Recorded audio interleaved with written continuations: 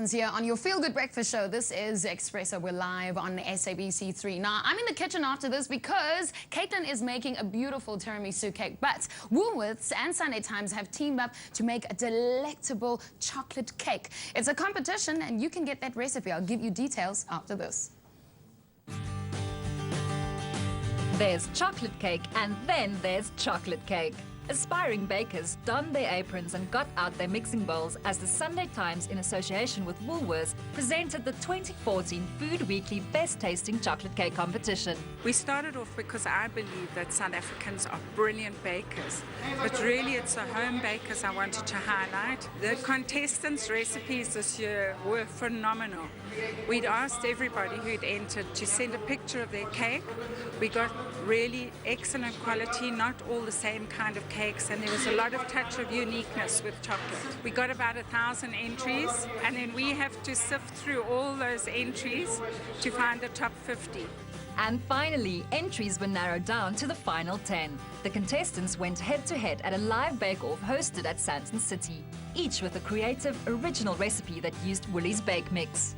My chocolate cake is a choc chunk buttermilk cake, and I have pecan nuts in there and a huge nuggets of chocolate melted inside.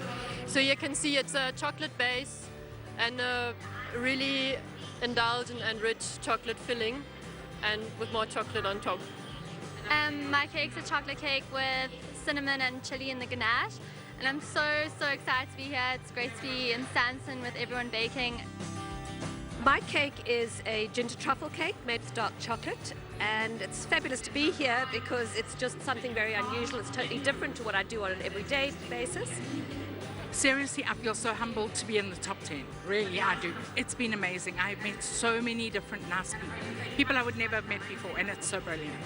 And I'm really, really grateful to Woolworths and to Sunday Times and to Sandton City for this opportunity. It was a lot more difficult than I thought. It came down to the end for me, right at the end. Yeah, it was pretty stressful. I think I'm the last to finish, but glad I got it done. And it's a great experience. It gives home bakers such confidence. So yeah, that's great. The competition was fierce as contestants vied for their share of 45,000 Rand in cash. But what is the secret to a cake that stands out from the rest? A chocolate cake should just be kind of an old-fashioned one, and then you can jazz it up with a perfect ganache. So it's all about making the chocolate famous, so let your chocolate stand out. You know, I want to taste chocolate and I want it to be moist and lovely, and also the visual. You know, I want to be able to see chunky pieces of chocolate, you know, as well. Just have fun with it because chocolate is such a popular thing. Everybody loves it. I think the darker it is and the more moist it is, the nicer it tastes. A highlight of the event was the 3 celebrity judges showing off their skill in a friendly bake-off of their own. They put the O back in originality. It was quite competitive. I was sure that I was going to win. I made a cake with buttermilk. Seba used a jar of mayonnaise, and Abigail Donnelly made hers with stout. And I sadly have to say that stout was the winner. So Abigail came up trumps. I almost beat her up. My secret ingredient was mayonnaise. I mean, it's so convenient. So if you don't have eggs, if you don't have milk, and if you don't have oil, you can just use mayonnaise. And all the kids loved it. So I wish they had more kids and I would have won.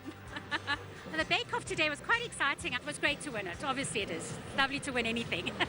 The judging panel sprung into action. As the saying goes, flowers wilt, jewelry tarnishes and candles burn out, but good chocolate creations doesn't hang around long enough to get old. Youngsters had the chance to decorate tasty Woolworths cupcakes as the judges reached a final decision. It's been really exciting, obviously, to see all the different personalities and how that personality came out in the cakes. What I was looking for was a little bit of technique and something that shows off the chocolate, because it is a chocolate baking competition, and I think the winner had just that.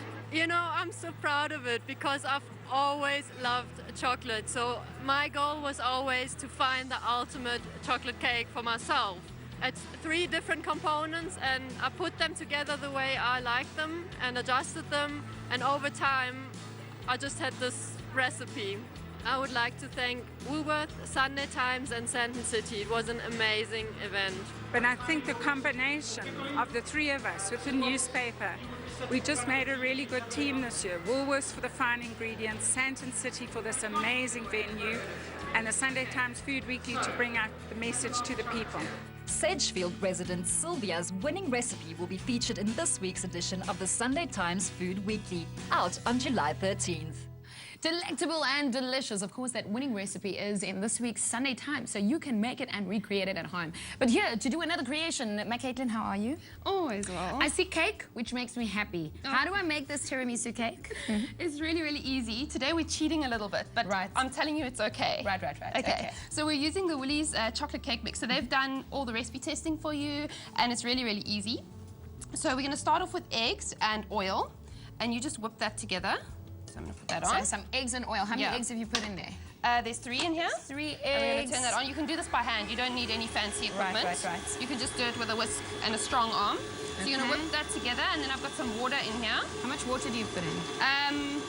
How much is that? 200 mils.